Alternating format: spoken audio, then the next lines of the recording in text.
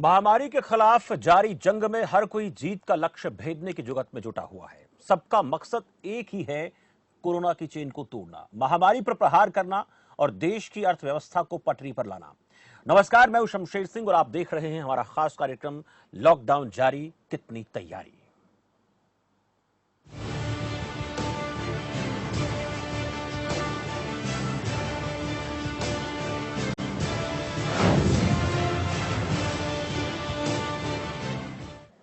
Corona संकट पर काबू पाने के लिए केंद्र के अलावा राज्य सरकारें वो सभी जरूरी कदम उठा रही हैं जिनसे संक्रमण की रफ्तार को रोका जा सके।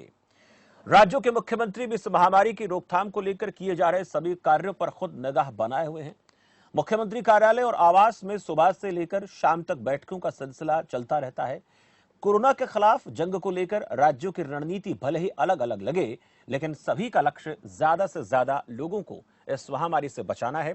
लेकिन सबके बीच बढ़ते आंकड़े, प्रवासी मजदूर, बस ट्रेन पर सियासत भी शुरू हो गई है। तो वहीं 4 मई से विभिन्न राज्यों के ग्रीन और ऑरेंज जोन में ट्रकों की सामान्य आवाजाही शुरू हो रही है। नेशनल परमिट वाले करीब 5 लाख ट्रक सड़कों पर निकलेंगे और सरकार के लिए सबसे बड़ी चिंता का सबब यह है कि ये ट्रक कोरोना वायरस संक्रमण का बड़ा जरिया बन सकते हैं, क्योंकि जिस प्रकार से ढील देने की बात हो रही है, जो आदेश जारी किए गए हैं, उससे इतना तो तय है कि लोगों का आवागमन बढ़ेगा और जैसे जैसे लोग अपने प्रदेश में वापसी करेंगे तो जाहिर सी बात है, अगर किसी एक व्यक्ति के अंदर भी कोरोना का संक्रमण पाया जाएगा तो वो कहीं ना कहीं और दूसरे लोगों के लिए भी घातक हो सकता है। चलिए, इस बीच हमारे साथ हरियाणा के पूर्व मुख्यमंत्री और प्रतिपक्ष नेता भूपेंद्र सिंह हुड्डा जुड़ गए हैं। सर, बहुत बहुत स्वागत है आपका खबरफास्ट पर। सर नमस्कार। नमस्कार। नमस्कार सर, कोरोना संक्रमण को लेकर जद्दोजहद चल रही है। देश के साथ साथ तमाम प्रदेशों की सरकारें पूरी कोशिश में हैं। लॉकडाउन पार्ट 3 कल शुरू हो जाएगा। हरियाणा प्रदेश के लिहाज से देखें तो कितनी ऐसी चुनौतियां हैं जिनका सामना प्रदेश को करना पड़ रहा है, खासकर अगर मैं प्रवासी लोगों की बात करूं, प्रदेश के किसानों की बात करूं और आम आदमी की बात करूं तो?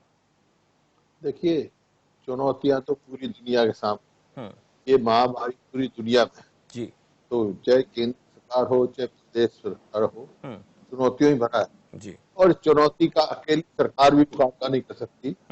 खुद सबको मिलकर जी, लोगों को, पक्ष को, विपक्ष को, कर्मचारियों को, व्यापारी, आप लोग को, बाकी जो कर्मचारी हैं, जो योद्धा, जो हमारे जो लड़ाई लड़ रहे हैं, वॉरियर्स हैं कोरोना के अगेंस्ट, सबको इकट्ठा होकर लड़ना करना है।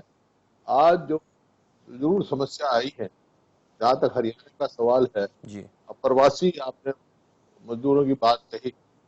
देखिए, प्रयास किए जा रहे हैं कि भी यही रहे, जैसे इसका तो मतलब ये था जो जहां वहीं रहे, लेकिन उनके वो घरों से बाहर है, घरों जाने के लिए बहुत सारी जिद कर रहे हैं। कुछ लोग चले भी गए, कुछ पैदल चले गए, कुछों की अब केंद्र सरकार ने रेल भी चलाई है, लेकिन हमारा सबका प्रयास है कि वो यहीं रहें और अभी उद्योग जब शुरू होंगे फिर वापस आना मुश्किल है, उद्योग चलना मुश्किल है, तो किसानी में जुटे हुए हैं। आप समस्या देख रहे हैं, कितनी भारी समस्या मंडियों में आ रही है जी। किस प्रकार से किसान परेशान है, हर वर्ग परेशान है जी। लेकिन जिस तरह से लोग जाने का मन बना चुके हैं, हमने देखा लगातार जो लोग हैं पैदल अपने घर को निकल रहे हैं। पुलिस उनको रोकने की कोशिश कर रही है, लेकिन उसके बाद भी वो चाहते हैं अपने घर पहुंच जाएं। और ऐसे ये देखा गया कि बीच रास्ते में बहुत से लोगों की मौत भी हुई है भूख प्यास के चलते। लोग हालांकि डर तो सबको है, रोजगार को लेकर संकट बड़ा खड़ा हो गया है, इसलिए लोग किसी न किसी तरीके से चाहते हैं घर पहुंच जाएं। और ये आपकी चिंता बिल्कुल जायज नजर आती है कि आने वाले दिनों में जब ये कोरोना काल खत्म होगा तो उद्योगों पर बड़ा संकट मंडराएगा। हालांकि इस वक्त किसान तो इस परेशानी से जूझ रहे हैं और ये इंडस्ट्री के लिए भी घातक होने वाला है। खासकर हरियाणा जैसा जो प्रदेश है जिसमें गुरुग्राम भी आता है, फरीदाबाद भी आता है और तमाम जैसे मजदूर लोग हैं या जो कर्मचारी लोग हैं या कामगार लोग हैं यहाँ पर रोजगार के लिहाज से आते हैं। देखिए, वैसे तो सारे वर्ग आज संकट में है, लेकिन जैसे प्रवासियों को बताया आपने, का प्रयास करना चाहिए, लेकिन जबरदस्ती आप अगर उनको जाना है, बनाया हुआ तो सुविधा दो, लेकिन पहले प्रयास ये करो उनको यहाँ सारी सुविधा दो उनको ये विश्वास दो, उनको कॉन्फिडेंस दो, जी। सब मिलजुल कर कि तुम्हारे सब समय सुरक्षित रहेंगे यहाँ, कोई चिंता की बात नहीं है, तो शायद हम कामयाबी मिले। अपना काम है प्रयास करना, जी। बाकी आप इसको मन के खिलाफ जबरदस्ती कर नहीं सकते हैं। जिसको जाना वो बेचारे पैदल भी चले गए, जी। आपने ठीक कहा, रास्ते मारे भी गए, हम्म। कुछ कुछ मर गए, और कुछ इतनी 100 500 500 600 600 700 700 किलोमीटर तक पैदल गए। जी। तो इसी वास्ते यही होता है भाई, जो जाना चाहे उनका आप रोक नहीं सकते, उनका उसके हिसाब से इंतजाम कर दिया जाए ताकि वो घर से सुरक्षित अपने रहें। सबसे हाँ, इसके साथ तो ये है ही जी। कि जो संक्रमित होंगे पता नहीं लगता, तो फैलने की शक रहता है और मतलब गुंजाइश रहती है, तो बहुत सतर्कता से रहना पड़ेगा। उसका एक फार्मूला जो है सोशल डिस्टेंसिंग, सोशल डिस्टेंस कैसे हम रख पाएंगे, ये है। मैं समझता हूँ जो अब तक आने के लोगों का बड़ा भारी योगदान रहा है, उन्होंने बहुत जो भी हिदायतें आई हैं, जो भी डॉक्टरों की एडवाइस गई है, आम तौर पे गांव से लेकर शहरों तक सब लोगों ने उनकी पालना की। देखिए, मैं तो गांव के बात करता रहता हूँ, शहरों से बात करता हूँ, शहरों में भी, गांव में जो इकट्ठा बैठ के हुक्का पीते थे, जो इकट्ठा बैठ के ताश खेलते थे, आज कोई गांव में ऐसा नहीं मिलेगा। कोई ना इकट्ठे बैठते हैं ना कुछ, तो हर आदमी प्रयास कर रहा है, और जब भी हम लड़ाई सब इकट्ठा होकर लड़ाई। हुड्डा साहब, एक चीज देखी गई, गांव में ज्यादा लोग जागरूक हैं, गांव में ठीकरी पहरे लगाकर लोग रखते हैं, बाहर के किसी आदमी पर आते जाते तो पूरी बारीकी से नजर रखी जाती है। लेकिन ये एक बड़ी शिकायत है, इसको लेकर हम सरकार को भी अपनी तरफ से बता चुके हैं कि शहरों में कहीं ना कहीं लॉकडाउन का सही तरीके से पालन नहीं होता, और हम लोगों को इतना जानते भी नहीं है। अपनी गली मोहल्ले के लोगों को तो हम जान लेते हैं, लेकिन अनजान जो लोग आते हैं उन पर कहीं ना कहीं नजर बना के रखना हमारे लिए एक बड़ी समस्या है। गांव में लोगों की तरफ से कोई शिकायत नजर नहीं आती अब तक जो परिणाम सामने आए हैं। ये ठीक बात है आपकी। गांव का पूरा सिस्टम है और ठीकरी पहरा लगाया हुआ है बहुत गांव। कोई भी बाहर से आएगा तो उसको आने नहीं देते हैं, या कोई आएगा तो उसको पहले पुलिस में रिपोर्ट करते हैं, बाहर से आ भी जाए जी। तो उसके टेस्ट करते हैं। शहर बड़े हैं, है ऐसी बात नहीं है, सोच लोगों की सोच में बदलाव आया है जी। सब समझते हैं शहरों में, लेकिन फिर भी जितनी सख्ताई से लॉकडाउन का पालना होनी चाहिए, शहरों में कहीं कमी नजर आती है। हमारी सबका प्रयास ये है, सरकार का भी प्रयास होना चाहिए कि यहाँ पर शहरों में भी पूरी तरह से पालना करेंगे तो अपने बचाव में ही बचाव है। हम खुद बचेंगे, हमारा परिवार बचेगा, हमारा प्रदेश बचेगा, हमारा देश बचेगा। ये सबकी सोच में डालना चाहिए। आज परेशान हर वर्ग, आप देखिए किसान कितने परेशान है। सरसों आई, उसका पूरा भाव नहीं मिला, एमएसपी 4225 भाव 3800 भी बेचना पड़ा। मंडी का प्रयास किया सरकार ने, 2000 मंडी लगाई, 2000 से कम ही कुछ गेहूं खरीदी, सरसों की बढ़ाई, लेकिन हकीकत जो जमीनी है वो पूरी तरह से किसान संतुष्ट नहीं है। आज तक तो पेमेंट भी नहीं हुई। तो सरकार को भी चाहिए बात में रहे, मंडी 65 एकड़ में है, एक मंडी 5 एकड़ में है जो अब खोली मंडी, उनको भी उतनी आवक हो, उतने किसानों को बुलाए, बड़ी मंडी में बुलाए, कैसे हो सकता है। तो ये जो है आपको ना इतना मतलब एक आदमी सुसाइड भी करी, सरकार ने सीबीआई की उसकी जांच भी की है। तो ये आज सबका है, सबको राय नहीं है। सबसे पहले किसान है, छोटे दुकानदार हैं, मध्यवर्गीय हैं, जो दिहाड़ीदार हैं, जो मतलब रेडी चलाते हैं, पीढ़ी चलाते हैं, उनको राहत देनी चाहिए। लेकिन ये बात मैं कहूंगा, राहत देनी चाहिए सरकार को। राहत की तो कोई ऐसी बात नहीं आई, लेकिन तो नए टैक्स लगाए हैं, मतलब आपका किराया बढ़ा दिया, डीजल बढ़ा दिया, सब्जी मंडी में जो मतलब मार्केट फीस वो नहीं होता था, 2% लगा दिया, उससे और बोझ बढ़ेगा, निचले तबके पर बढ़ेगा। मैं सरकार से आग्रह करता हूँ ये तुरंत वापिस ले, ऐसा कोई कदम ना उठाए निचले किसान पे, लोगों पे, दुकानदार पे, और जिनके मान लो 3 व्हीलर चलाता था, उसको अपनी किस्त भी देनी है, उसको नहीं मिल रहा धंधा, कोई बार्बर की दुकान थी, कोई जूते का काम करता था, उसका धंधा बंद है। और जो कर्मचारी छोटे कर्मचारी है, चाहे प्राइवेट धंधे में है, किसी ने अपने मकान के लिए लोन लिया है, उसको तो किस्त देनी पड़ेगी जी। उसके ऊपर राहत देनी चाहिए। तो इस प्रकार से राहत देने की बात है। और वही बात करके जब सर्वदल की मीटिंग हुई थी, जी। हमने कहा था कि भाई राहत ये कर्जा लेने तो कर्जा लो। तो ये आज सब लेकिन संकट का समय है। हाँ, इस ये संकट में सब इकट्ठे होकर निपट जी सकते हैं। बिल्कुल एक साथ लड़ना चाहिए, बहुत सही बात आपकी है। लेकिन जब आपके सवालों को लेकर हम सरकार के जो लोग हैं या सरकार में जो लोग हैं, चाहे वो मंत्री हैं, मुख्यमंत्री, उनसे बात करते हैं, तो उनका ये कहना है कि थोड़ा सा टैक्स बढ़ाकर हरियाणा के राजस्व में वृद्धि की जा सकती है, लेकिन कर्ज लेना तो फिर हमें वो प्रदेश की जनता से ही उसकी भरपाई करनी पड़ेगी, वो बाद में करना पड़ेगा। अब देखिए, हाँ। कोरोना से पहले कितना कर्ज था। हम्म।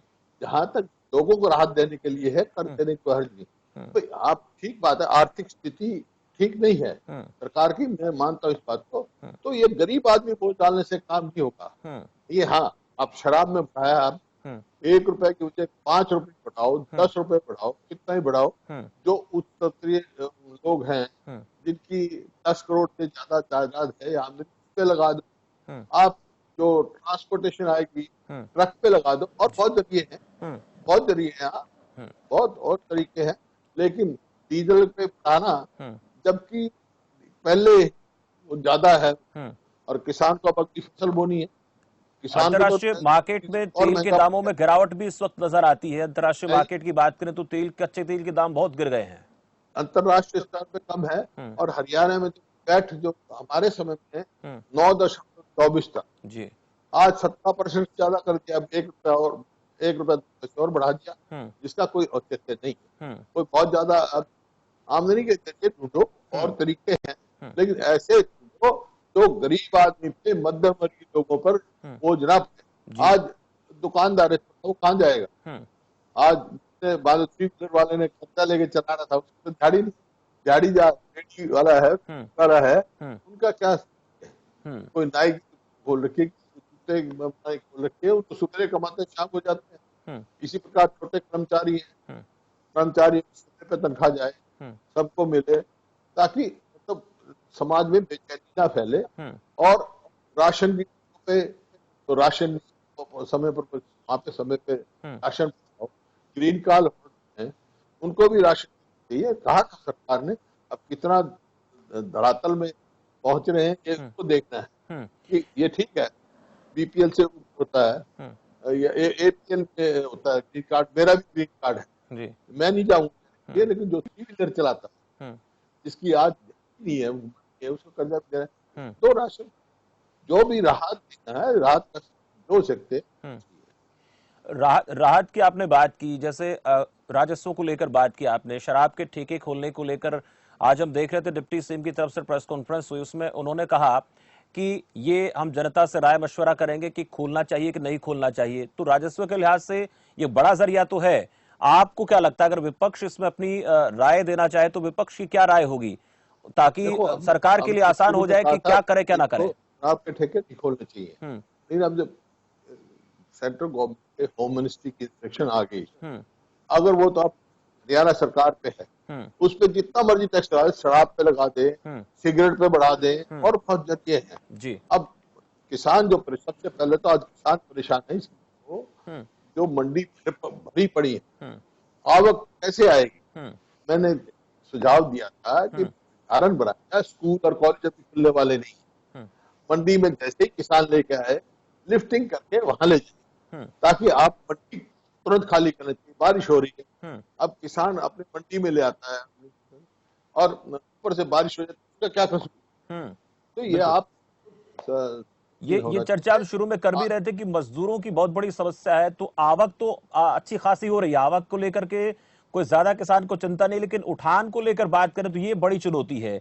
और जब तक उठान नहीं होगा तब तक हम ये नहीं कह सकते कि गेहूं, जैसे हम कहते भी हैं कि सारे के सारे काम जब किसान खेत में अपनी फसल की कटाई करता है, कढ़ाई करता है, जब तक उसका तूड़ा तक घर में ना आ जाए तो तब तक उस काम को अधूरा मानते हैं। देखिए, वो तो अब देखा आपके सामने उदाहरण मध्य प्रदेश गवर्नमेंट का है, वहाँ भारतीय जनता पार्टी की सरकार है। मैं कल मुख्यमंत्री का भाषण देख रहा था, हम्म। उन्होंने कहा किसान को मंडी में आने की जरूरत नहीं, हम्म। वहीं जाके खेत में खरीदी होगी उसकी। जी। ठीक है, वहां से किसान से खरीद हो गया, हम्म। उसकी जिम्मेवारी खत्म, उसको तो अपना मेहनताना मिल गया। हम्म। भाई किसान ऐसा है, अन्नदाता है, पूरी देश का पेट पालता, आज बहुत उसको प्रोत्साहन देने की जरूरत है। हम्म। आज परेशानी से जाना चाहिए। हम्म। अगर ये रास्ता है तो ये करें, हम्म। या फिर मंडियों को खाली करें, कारण जो है स्कूल में कॉलेजों में बना दें, हम्म। वहां ले जाएं। और मेरी आपके माध्यम से सरकार से भी ये दरखास्त है, मैं हम्म। चाहता हूं और मेरे को उम्मीद है तो फैसले लिए हैं की बाद में बात है तो वापस लेके, हम्म। और और जब ये और आमदनी के लिए हम्म। ढूंढे, मिल जाएंगे बहुत। हम्म। कुछ कदम उठाए जा रहे हैं डॉक्टर्स का मनोबल बढ़ाने के लिए, इसके साथ साथ सुरक्षा कर्मियों के मनोबल बढ़ाने के लिए। आज तीनों सेनाओं की तरफ से इन कोरोना वॉरियर्स को सलामी दी जा रही है। इसको लेकर आप क्या सोचते हैं? ये जो कदम है इस प्रकार के, क्या वाकई में इस प्रकार के कामों से जो हमारे कोरोना वॉरियर्स हैं उनका हौसला बढ़ता है? और अपने हालांकि काम को लेकर तो हम उनके ऊपर किसी प्रकार का संदेह नहीं कर सकते, लेकिन मन में एक हौसला तो आता है कि हमारी सेनाएं भी इस काम को लेकर हमारा उत्साह बढ़ा रही हैं।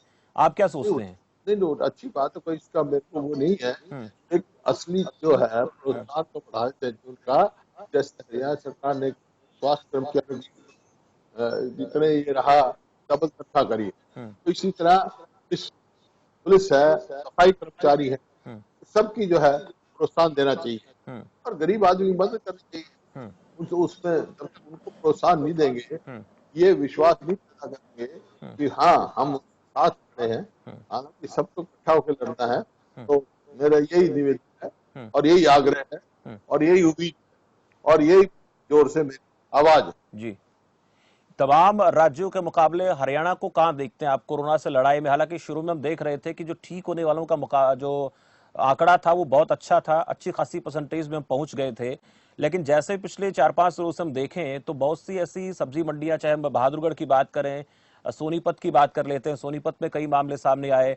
और जो लोग महाराष्ट्र से वापस आए, नांदेड़ साहब से लौटे, उनमें चाहे पंजाब की बात करें, हरियाणा की बात करें, उन्होंने चिंता को और ज्यादा जो बढ़ा दिया है। तो ये जो आवागमन होगा, इससे कोरोना के जो मामले हैं उनमें तो जरूर ये कह सकते हैं कि इजाफा भी होगा और वो एक समस्या बन सकते हैं हर प्रदेश के लिए। नहीं, वो इजाफा भी होगा, सही बात है, समस्या है उसका। उसका तो रास्ता एक ही है ना, सोशल डिस्टेंसिंग हम्म। मेंटेन कर पाओ, और हम्म। कोई रास्ता नहीं है, जी। और कोई दवाई नहीं है। हम्म। लेकिन जहां तक आप कह रहे हो, अभी तो टेस्टिंग है नहीं हमारी। हम्म। हमारी टेस्टिंग ना के बराबर, हम्म। जहाँ पे भी शक होता है टेस्टिंग होती है, वहां पर पॉजिटिव निकलते हैं। तो अब जब तक टेस्टिंग का पूरा नहीं होगा, हम्म। आप नहीं कह सकते। अब तो संक्रमण का तो ऐसा मामला है हम्म। कि किसी के पास कोई खांसी जुकाम कुछ भी ना हो, पता भी नहीं लगता, हम्म। होके भी चला जाता, लेकिन वो कैरियर हो जाता। हम्म। तो ये कैरियर से कैसे बचोगे? हम्म। कोशिश केवल सोशल डिस्टेंसिंग से, हम्म। और वो जागरूकता लोगों में आ रही है। हम्म। आप जी। देख रहे होंगे आप तो, बिल्कुल। जब साथ वो दूर दूर बैठने लगे, हम्म। तो आप आज इस बात की चेतना ले जाने के लिए सब जगह ये भी सोशल डिस्टेंसिंग मेंटेन करो। हम्म। ये अकेले सरकार की जिम्मेवारी नहीं, हम्म। विपक्षी जिम्मेवारी नहीं, हम्म। ये सब मिलजुल कर ही लड़ाई लड़ सकते हैं इस महामारी से। हम्म। आप भी इस दौर में देखें तो एक तरह से एकांतवास ही हम कहेंगे, क्योंकि आने जाने का तो अब सवाल ही नहीं उठता किसी भी व्यक्ति के लिए, चाहे आम आदमी हो चाहे खास आदमी हो। लेकिन वक्त ज़्यादा दिन इसी लिहाज से गुजरता है कि कार्यकर्ताओं के, पार्टी के नेताओं के फोन कॉल से उनको हिदायतें देना, गाइडलाइंस जारी करना, तो ज्यादातर वक्त जो है इन्हीं कामों में गुजरता होगा देखो पूरा जी, दिन भर। सवेरे सवेरे सब जगह जो है टेलीफोन करते हैं, और बहुत सारे मेरे पास दिन में आते हैं, सैकड़ों टेलीफोन आते हैं। हम्म। कहीं पे वो समस्या भी बताते हैं, हम्म। कहीं खाने की दिक्कत है। हम्म। तो हमारे साथी हैं, वो करते हैं, मतलब वो यूथ कांग्रेस हो, महिला कांग्रेस हो, हम्म। आपका एनएसयूआई हो, कांग्रेस के हो, हम्म। और दूसरे, और खाली एक संगठन की बात नहीं, हम्म। सभी संगठनों के कार्यकर्ता जो है इस बात में लगे हुए जी। हैं, एनजीओ लगे हुए हैं। सबसे ज्यादा मैं धन्यवाद करूंगा एनजीओ का, हम्म। जो इस हिसाब से हरियाणा में कोई मौका नहीं बन किया लोगों ने, हम्म। वो लोगों को जो कामयाबी हरियाणा में मिली है, वो लोगों के लिए, लोगों की से मिली है। बड़ा भारी सहयोग हरियाणा की कर रही है। इस बात का अपनी तरफ से भी, हम्म। सबकी तरफ से लोगों का आभार व्यक्त। सरकार को क्या अपील करेंगे हरियाणा प्रदेश के लिए? खासकर आखिरी सवाल आपसे, और लोगों से क्या आप इस वक्त खबर फास्ट के माध्यम से कहना चाहेंगे कि इस दौर में किस तरह से आप लोगों को, हालांकि अब लगातार बात कर रहे हैं, लेकिन आखिरी जो इस सवाल का जवाब आपसे हम चाहेंगे, क्या कहेंगे? देखिए, सरकार से तो यही एक अपील है हम्म, कि एक तो चेतना लेवल में जाए और जो ये कर लगाए हैं, हम्म, जो ऐसा कोई कदम ना उठाए हम्म, जो गरीब आदमी, मध्य वर्गीय लोगों पे, छोटे कर्मचारियों पे, हम्म, किसान पर जो बोझ और बढ़े, हम्म, क्योंकि पहले ही वो परेशान है। जी। हाँ, वो कदम उठा सकते हैं, आर्थिक स्थिति का मेरे को मालूम है, हम्म, उसके लिए और रास्ते ढूंढ सकते हैं, हम्म, लेकिन ऐसा कोई कदम ना उठाए। अब जो कोई ये मेरा ये है जो है वापस लें, हम्म, यही मैंने सरकार से आग्रह करना है। हम्म, दूसरा जहाँ तक लोगों का है, हम्म, लोगों का ये जो भी उनको एडवाइजरी आए हम्म, डॉक्टर की तरफ से, उसका पालना करें, हम्म, सोशल डिस्टेंसिंग रखें, कोई ऐसा ना कार्रवाई करें हम्म, जो संक्रमण बढ़े। जी। चलिए, बहुत बहुत शुक्रिया हमारे साथ बातचीत के लिए। हरियाणा के पूर्व मुख्यमंत्री भूपेंद्र सिंह हुड्डा से हम बात कर रहे थे, नेता प्रतिपक्ष जिनका ये कहना है कि ऐसा कोई भी कदम सरकार ना उठाए जो आम आदमी के लिए, गरीब आदमी के लिए समस्या का कारण बने। उनके ऊपर टैक्स का इतना ज्यादा बोझ ना लादा जाए जिससे उन्हें और ज्यादा परेशानी का कारण बनना पड़े।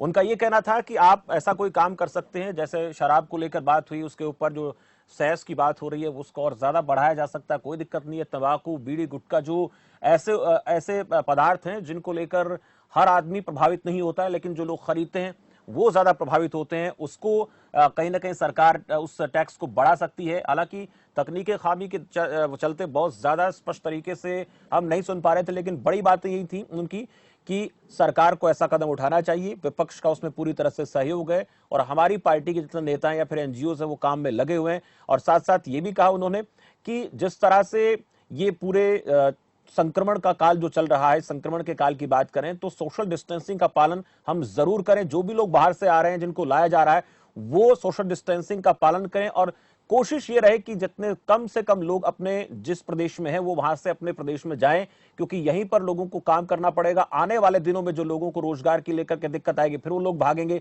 तो सरकारों को कोशिश करनी चाहिए अपने प्रदेश में ही इस तरह के इंतजाम किए जाएं ताकि लोगों को यहां से बाहर ना जाना पड़े, उनको किसी प्रकार से किसी ट्रेन में, बस में ना भेजना पड़े। और चेकिंग की जहां तक बात आती है, प्रॉपर तरीके से जांच जो है वो प्रॉपर होनी चाहिए, क्योंकि जांच में जो दर है उस दर को बढ़ाया जाना चाहिए। तमाम बड़ी बातें थी। किसानों को लेकर कहा कि किसानों की फसलें जो मंडियों में आ रही हैं उनकी सही तरीके से उठान होना चाहिए, सही समय पर पेमेंट होनी चाहिए, क्योंकि इस वक्त जो सबसे ज्यादा इस संकट की घड़ी में धुरी का काम कर रहा हो प्रदेश का किसान कर रहा है।